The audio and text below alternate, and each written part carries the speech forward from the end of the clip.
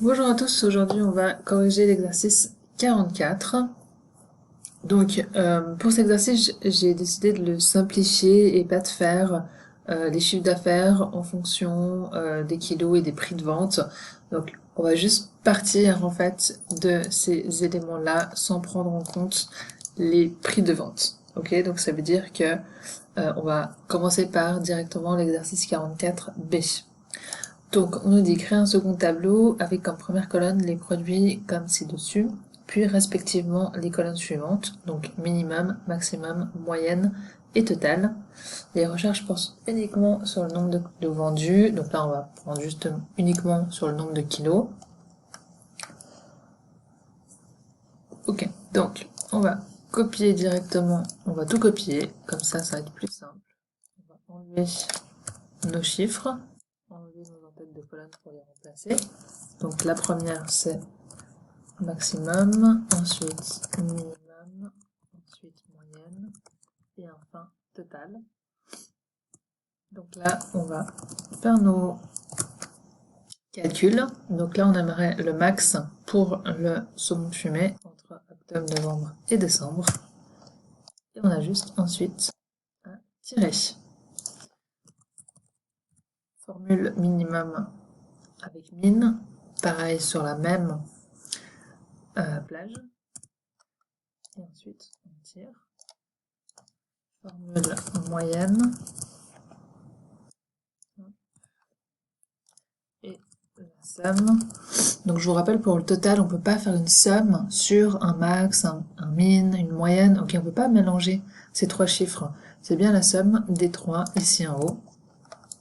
Et on peut prendre les deux en même temps et les tirer, c'est aussi plus rapide.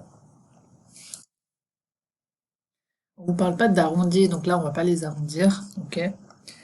On va passer directement au 44C et on va dans un troisième tableau. Donc on va reprendre ce tableau-là pour notre troisième, en changeant ici total,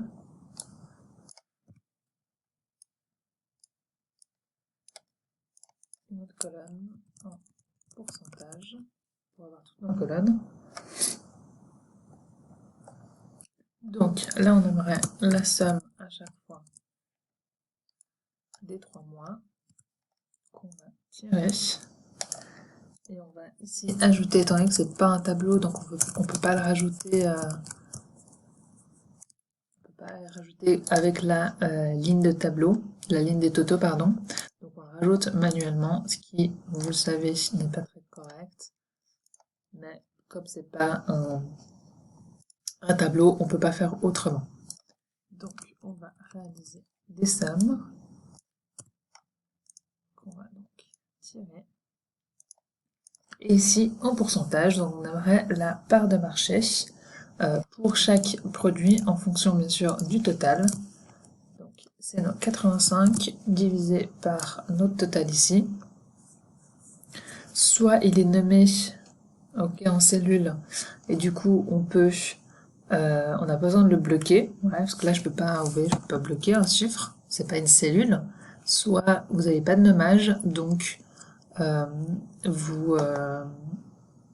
ou si vous n'avez pas de nommage, et ben vous avez juste à bloquer la cellule.